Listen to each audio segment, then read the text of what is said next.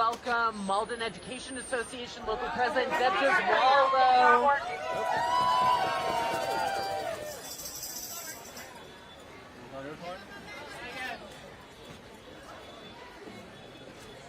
Testing, testing, testing. Nope. Testing, testing, testing. Hello. I wanted to welcome Malden Education Association President Deb Gesualdo.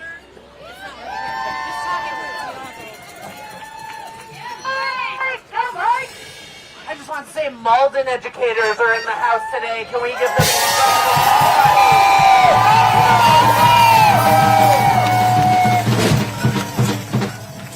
They have been here before, and they are standing with us, so thank you, local President Deb Gesualdo, for being here. Give it up! It's your negotiations!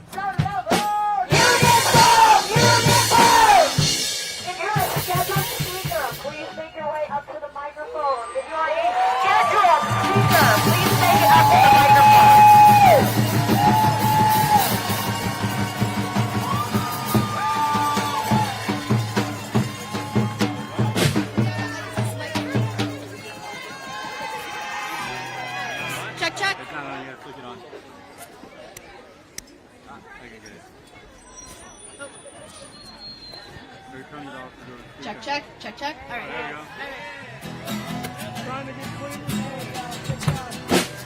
If you wake up and don't want to smile, if it takes just a little while, open your eyes, look at the day. You'll see things in a different way. Don't stop thinking about tomorrow. Don't stop, it'll soon be here. It'll be better than before. Yesterday's gone, yesterday's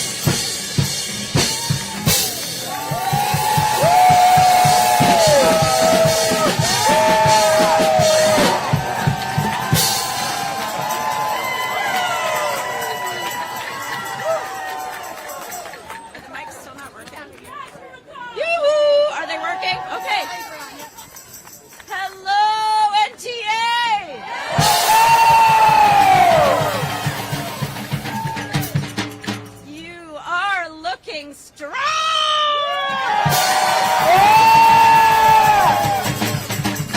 My name is Kelly Henderson, and I'm a little congested, but I'm still one of your contract action team co-chairs.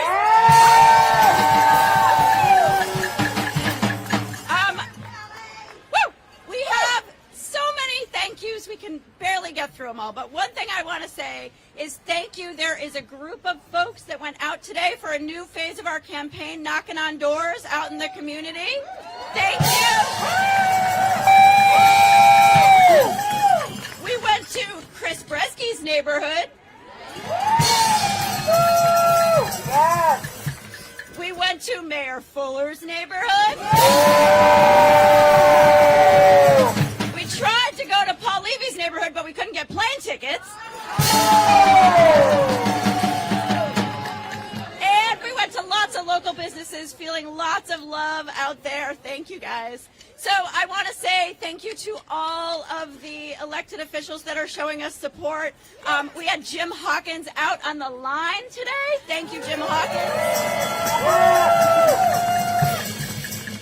And we have a representative here from Somerville who wants to speak to us. Erica Eiderhoven, are you here?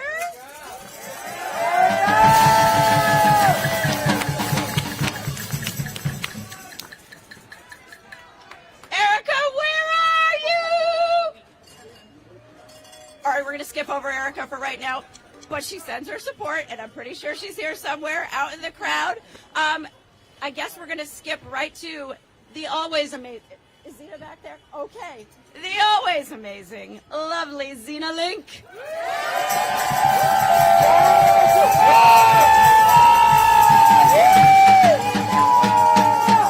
Welcome, everyone. We're all out here, but we'd all rather be teaching. We'd rather be in the classrooms. How soon we forget. It was in March of 2019 that the world took a devastating turn with the national pandemic, and it was educators who needed to pivot immediately and take care of our students. It was April of 2020 in which educators were declared essential workers. It was the White House, and it was every state and municipal fatality that identified educators as essential infrastructures of our society. Educators were declared the backbone of this country. How soon we forget. As soon as the system reset itself, we were pushed to the sidelines. Let us remind you that negotiations began in October of 2022. 2022 with the hopes that an agreement would be reached by August of 2023. We did our part. We did everything that we possibly could do. Educators are masterminds of redirecting, bending backwards, accommodating. This was a last resort. Please know that we'd rather be teaching. Thank you.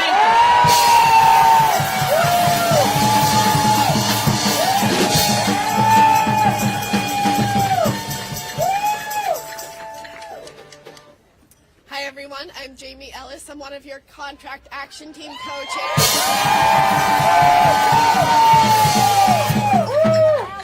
And my voice is 80% back, so I'm back. All right, so here's what we know. We know the mayor is able to send out her misinformation and sometimes her outright lies to everyone in the city with the click of a button, and we don't have that button.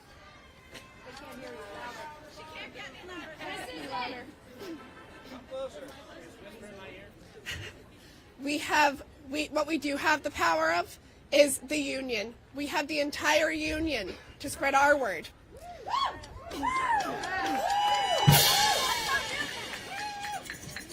We also have the support of our community's faith leaders. And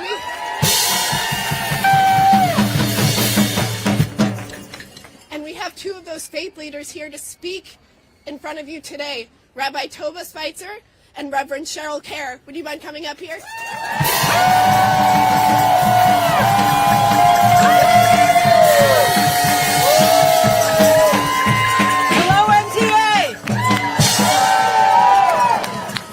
I'm Rabbi Tova Spitzer of Congregation Dorshay Tzedek in West Newton.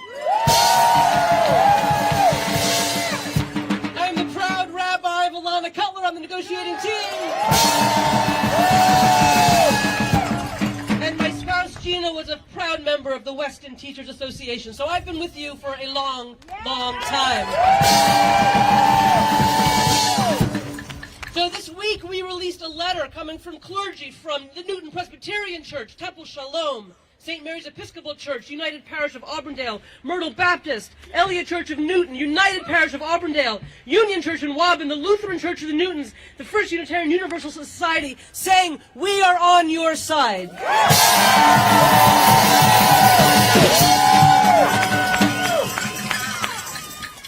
In the Talmud, it teaches that a person who teaches another person's child is as if they have given birth to that child. That is how important my faith tradition sees your work. Your work is sacred, and though I don't like to speak for God, in this case I'm going to say God is on your side.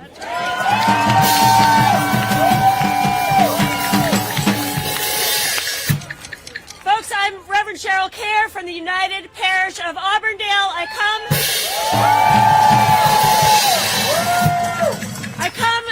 voicing support from them, from our whole community, but I also come as a parent and a resident here in Newton. My family has two students at Newton South and one at Brown Middle School. I have watched this go down.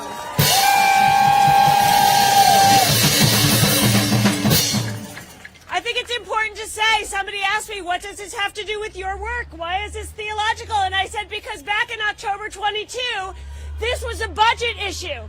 Today, 16 months later, it is a justice issue.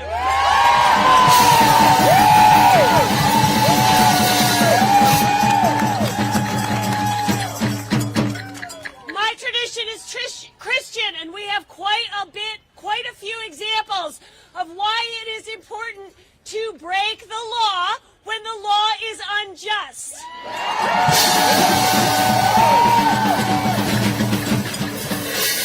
And so we are here to support you in every step of the way as you create justice, as you create a school system that our kids deserve. So thank you for your time and all of your efforts.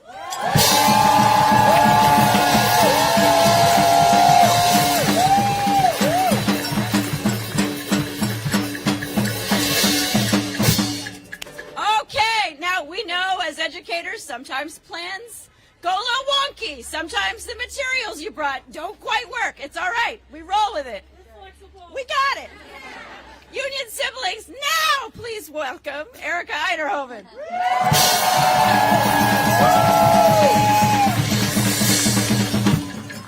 Thank you all so much. I'm just going to get right into it because my mom actually lives in Newton, so I've been getting these emails. I don't know if you all have been seeing those. And they keep talking about the law. So I'm a legislator, so I had to come down and talk about the law.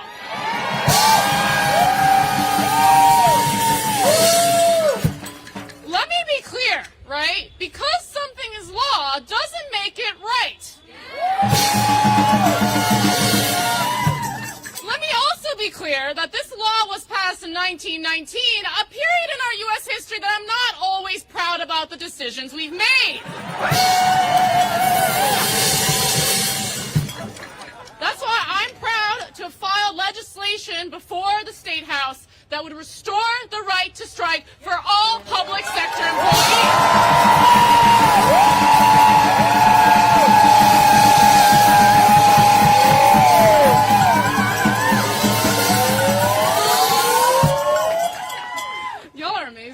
This is incredible.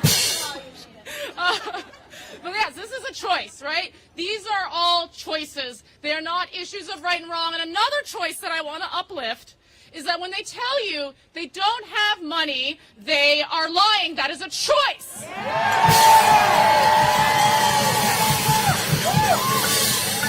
And I want to be very clear that budgets, every year when we vote on the budget and we pass budgets, those are moral documents. And when you say that educators don't deserve a living wage or a competitive wage or any wage that they deserve, that is morally wrong.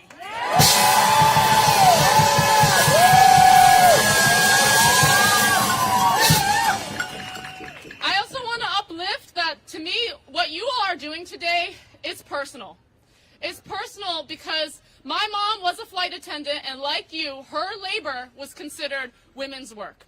And she went on strike the year I was actually in the womb while she was on strike. So I'm proud to say that the strike, my first picket line was in the womb.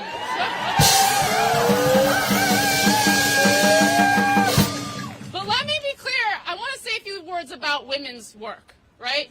Has any of you been asked to do more with less? And I just want to be clear, right? We look to educators as the reservoir of providing all the emotional, intellectual, right, support for future generations. And yet, when budgets get cut, you are to blame for the outcomes of a student. That's not fair.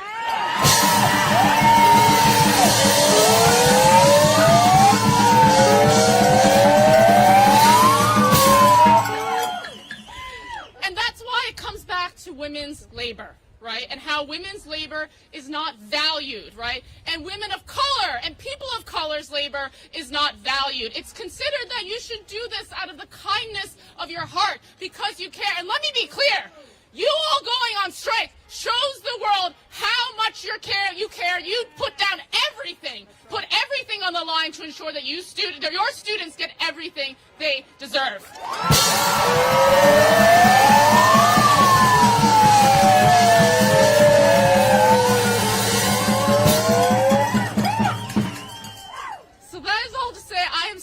Incredibly grateful, so grateful to stand shoulder to shoulder with each and every one of you all. And I just want to share too that, and to be clear from my own experience, right, what you are doing today is going to have generational impact. It is thanks to my mom's union that went on strike that I was able to have all of the reason why they fought for living wage, for dignified retirement, for paid family medical leave, for all the things that you all rightfully deserve. That enabled my mom, who immigrated to the U.S., came here to this country as a housemaid. It was thanks to her union job that she was able to raise me and provide me with all the opportunities I have today. I am who I am because of organized labor. Thank you all so much.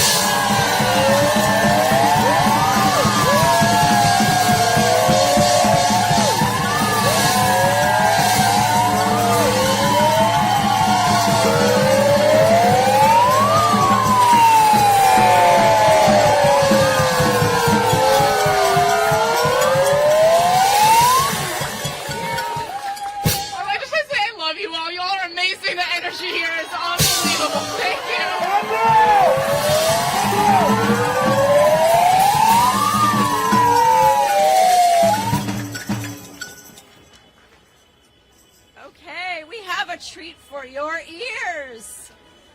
For those of you who aren't at Newton South, you might have not ever been treated to these pipes. So here comes Katani Sumner.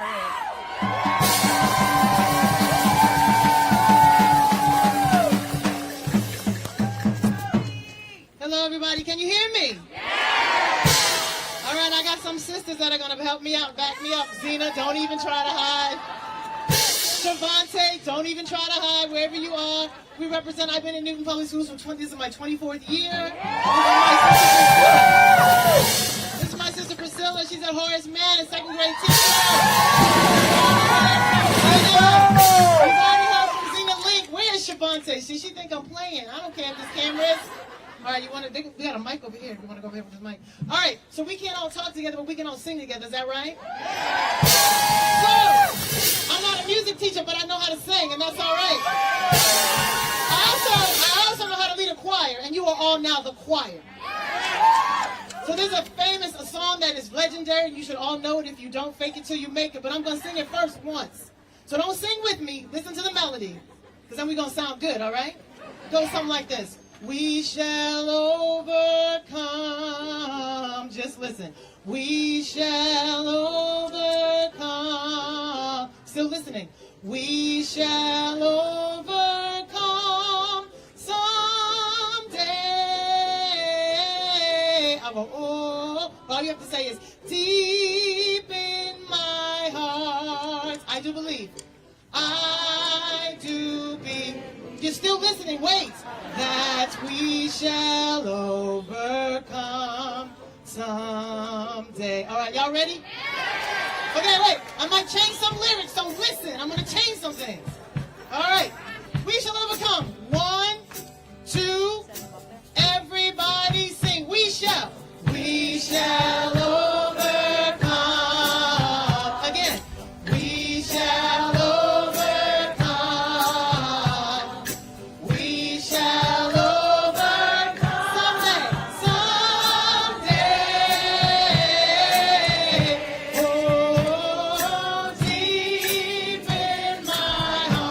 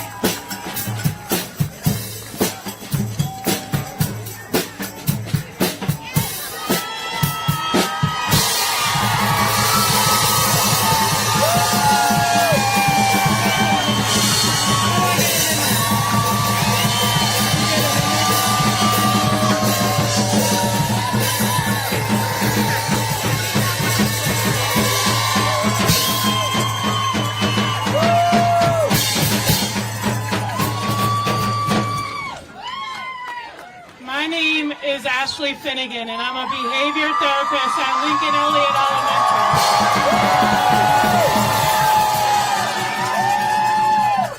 I also am a coordinator at Plowshares after-school program at Franklin Elementary.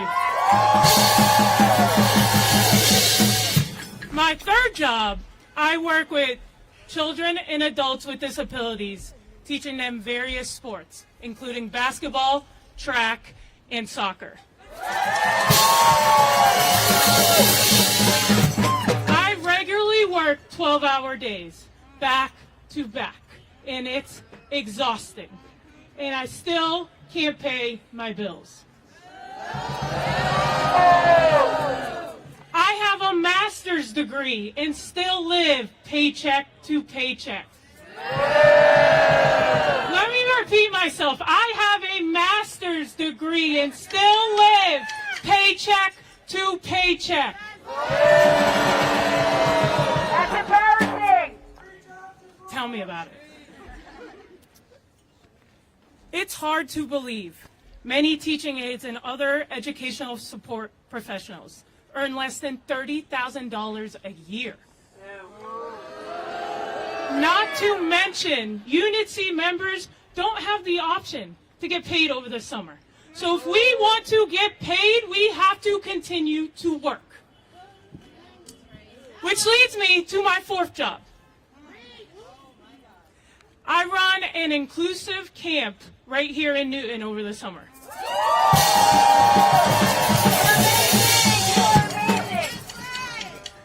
Unit C members don't work with children just during the year. We work with them all year long. And yet we can't get a livable wage? I have currently been absent this school year one time. Because when a Unit C member is absent, there is a dangerous ripple effect. Students with perceived lower needs are left without mandate support. Not to mention all the other students who rely on that staff member with them. And worse, it is typically not determined at random which child will be deprived of their aid and BT support. It is generally children who come from families with lack of knowledge of their rights. In a district that outwardly prides itself in equity, we can't seem to find a way to ensure equitable treatment for students and families. And the current treatment of Unit C members leads to ruptures and continued staffing of these critical positions. We are the ones with the students all the time. I'm talking all the time. Specials, lunches, every recess possible, and yet we're fighting for a living wage? No, we deserve a living wage.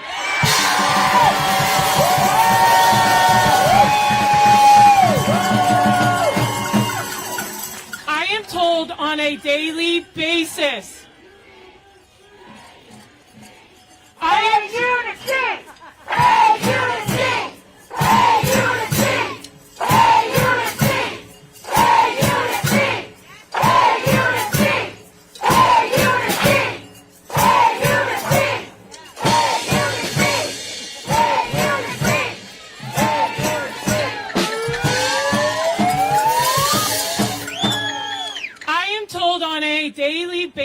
From teachers and administrators that the school would not run without Unit C.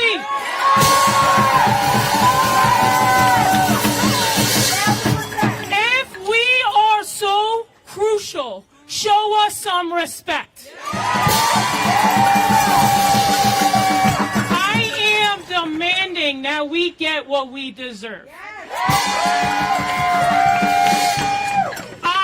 And we as Unity members, show up every day for our children. So I demand you show up for us.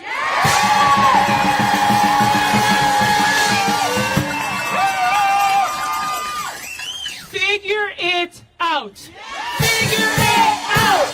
Figure it out. Figure it out. Figure it out. Thank you, everybody. Figure it out. Figure it out. Figure it out. Figure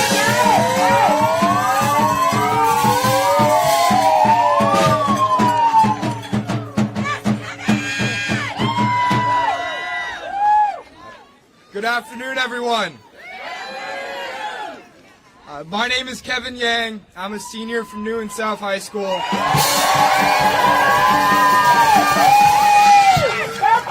I'm one of the many students who have scattered 1,000 or two orange pamphlets across the school. If some of you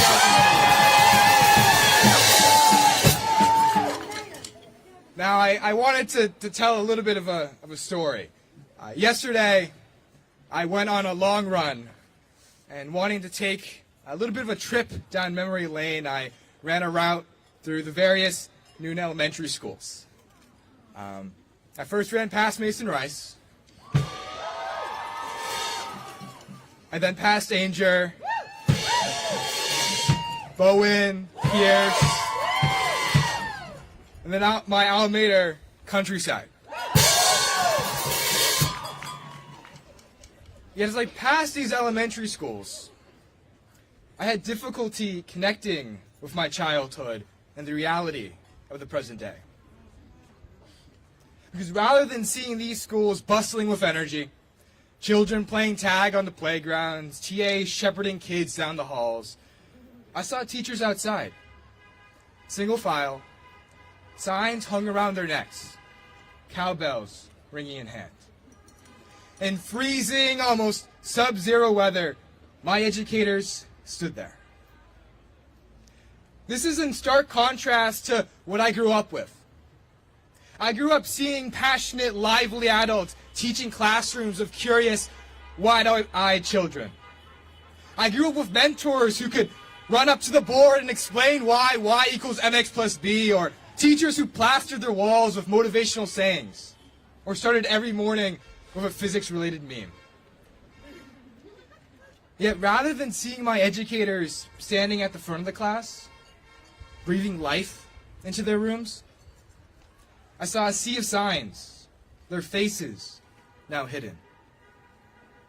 And this is what disheartened me the most about the current state of our schools. It's not the moldy ceilings of South Science Department. It's not the 30-plus student calculus classes, or even the various cut extracurriculars. It's my school committees and Mayor Fuller's continued disrespect and dehumanization of my educators.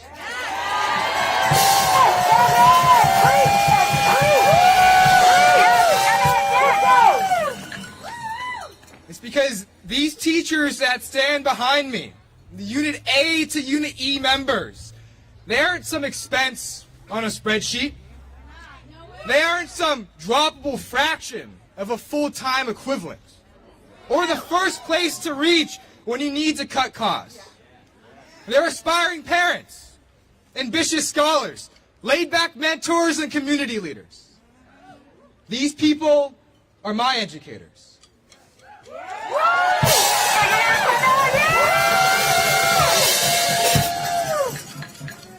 In a crowd, it's easy to lose sight of these brilliant professionals. It's easy to look past the day-in, day-out dedication of Newton educators. But in this crowd, I still see the very mentors and TAs who taught me to solve problems with honesty and to approach hardship with kindness and dignity. So Mayor Fuller, as we all stand here today for another day of rallies, I have a message for you. If all you see of my teachers are bodies in a crowd or a complication in the city's budget, then it's time to think again. These educators who stand before me are the smartest, strongest, and bravest people I know.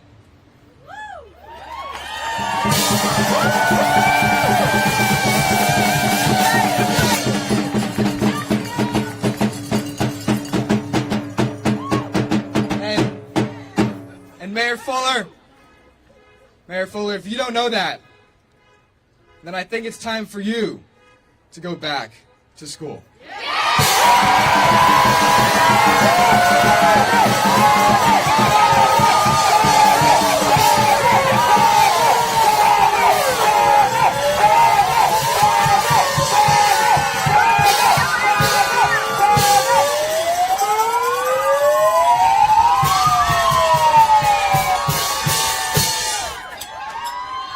Hello. Hi. My name is Sabrina Eastwood, and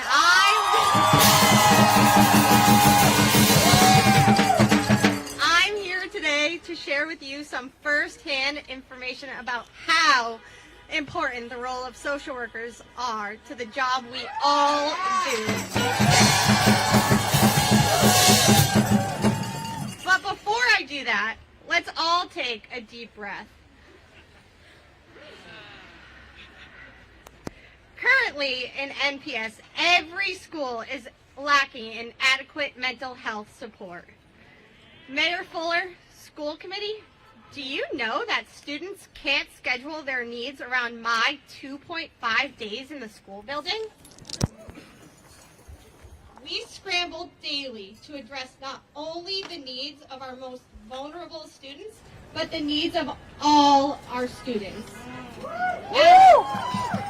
As we all heard last night, Mayor Fuller stated students rely on routine and predictability, something we all do well with. Students need to know that their supports are in the building every day.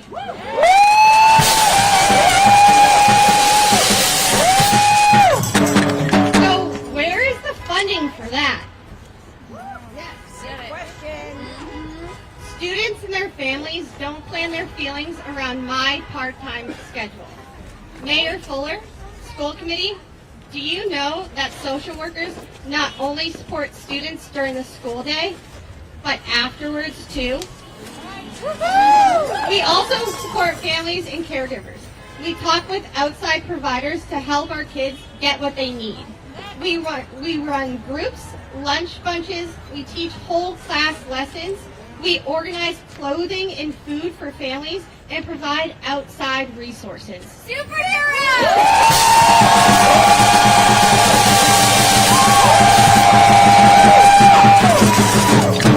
Along with supporting students and families new to the community and the country. Mayor Fuller, school committee, you might wonder how this gets done in 2.5 days. It doesn't. When we aren't here, we rely heavily on our Unit C colleagues to support and encourage our students in crisis, who we are also out here supporting because their currently hourly rate is less than babysitters, who have second and third jobs just to get by.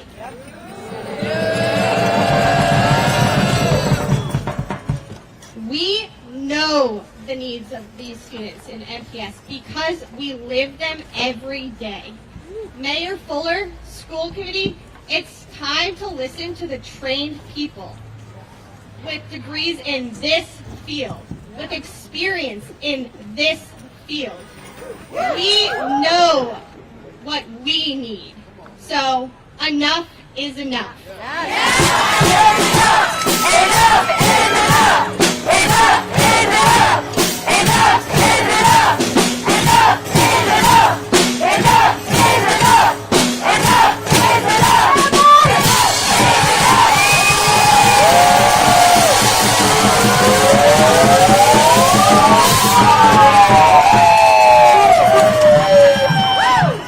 So we had a conversation today among us, the members of our negotiations team, and that conversation was about being nice. about, maybe I should say, about not being nice when the school committee is telling you no to your proposal for social workers. When the school committee is telling you no for your proposal for fair and humane parental leave. Maternity leave. I went back to the old language. When the school committee is telling you no to improving Unit C working conditions and paying them more.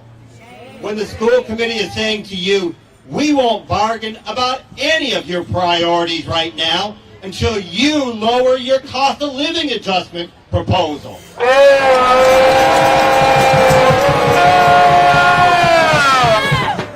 And we walk into the room and they think that we're not very nice when we're a little bit angry about that.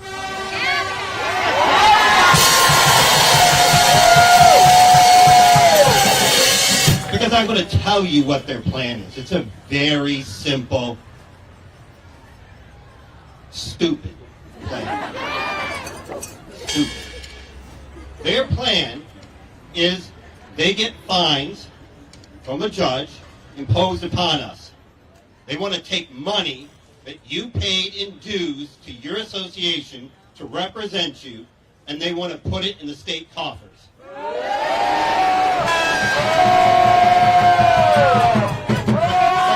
They don't just get any fines.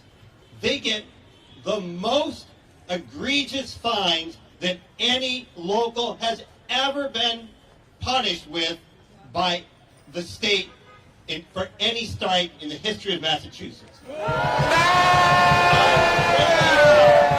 Outrageous fines. And I got a confession to make. When I first heard about those fines, I got a little nervous. I gotta say, it's a lot of money. And then I realized I'd forgotten who I am. I'd forgotten that I'm the president of the Newton Teachers Association.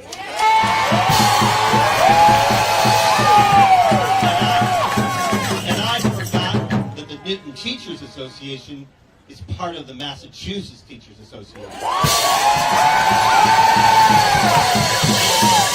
that the Massachusetts Teachers Association is part of the National Education Association. And that the National Education Association is partner to the American Federation of Teachers.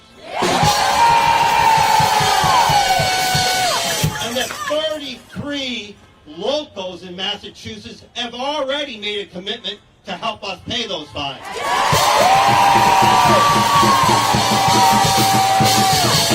they find out what those fines are, they are going to be as outraged as you are and as I am, and the commitment that they've already made is going to grow.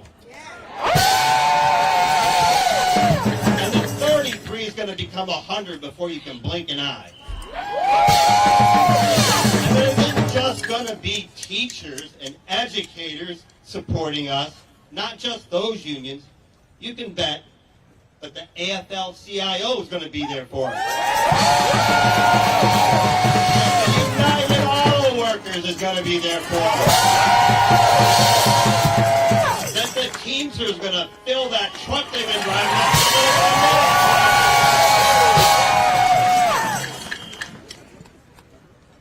Nurses are going to support us. We're going to get our support from labor across this country. I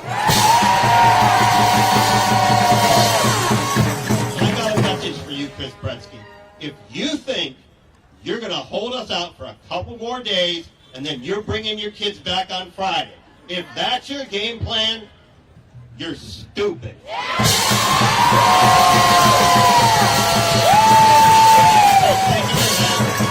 you know what? I can't help myself. He's not stupid. Chris is not stupid. But this is a foolish, foolish plan. I actually want to get away a little bit from being a little bit caricaturing here. And I want to say, a little bit more about how bad this plan is. He's telling us, the school committee's telling us, Mayor Fuller is telling us, we don't believe you can hold out. We don't believe you can hold out.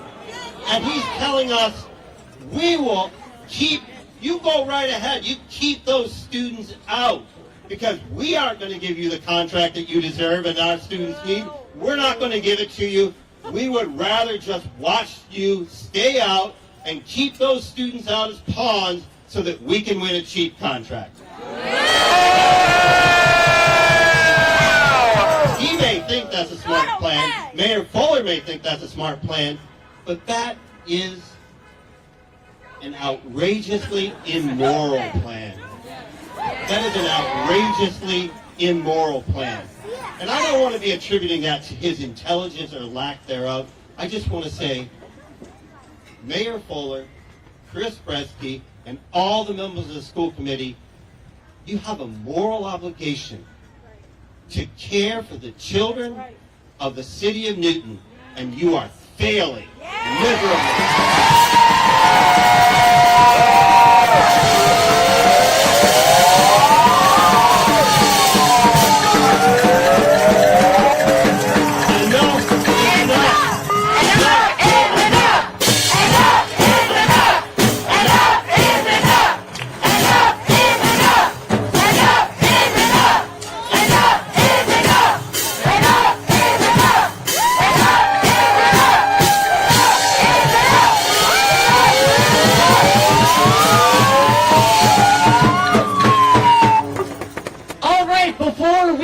Today, I want to give you an update and let you know what we have heard back from Representative Auchincloss.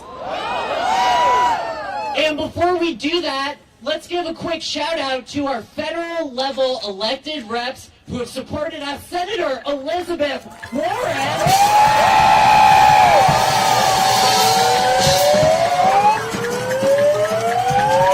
Representative Ayanna Presley.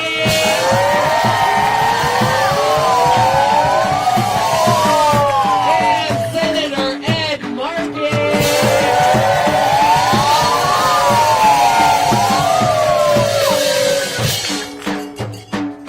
Now, yesterday we invited Representative Auchincloss to join his colleagues in doing the right thing. We sent a delegation to his office, delivering that message very clearly.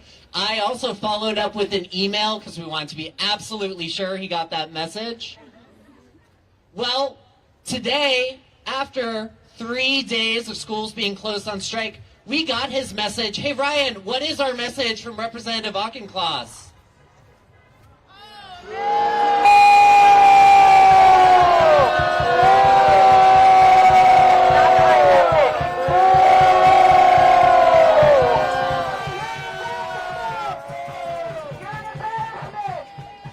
Representative Auchincloss, we didn't realize that that was your response to us.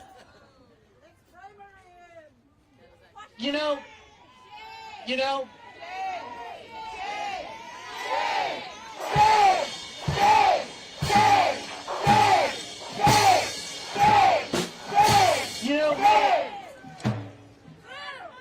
my fellow high school educators in the crowd know what happens when you are unexcused absent for 3 days.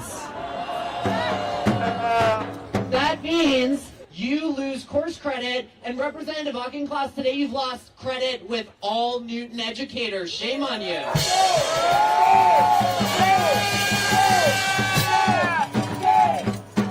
Representative Auchincloss, this week you showed your true colors and you let us down.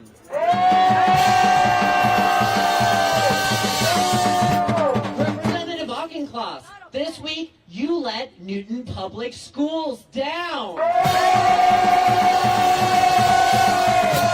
Representative Auchincloss, this week you let the children of the city of Newton down. Shame on you.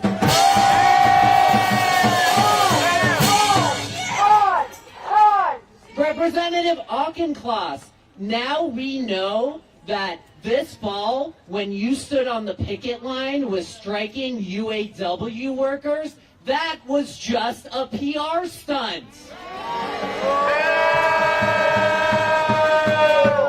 Because when that same fight comes to your own district, you would rather carry water for Mayor Fuller and her austerity agenda than stand up for public education workers and students in your own district. Shame on you. Shame on you! Shame on you! Shame on you! Shame on you! Shame on you! Shame on you! Shame on you! Representative Auchincloss, speaking on behalf of the educators of the public school district that raised you, in some case, speaking on behalf of the very educators who taught you, all we can say is today we are deeply disappointed in you, and we thought we taught you better than this.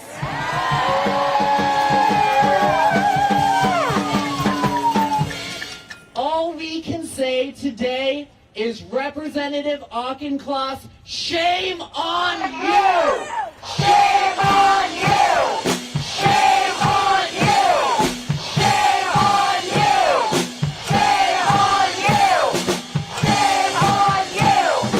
Shame on you! Shame on you! Shame on you! And we're not going to forget about this. Everybody, you all are the most amazing union. I will see you right back here tomorrow. We're going to keep turning up the heat on the mayor and the school committee, and we are going to win this thing when we fight.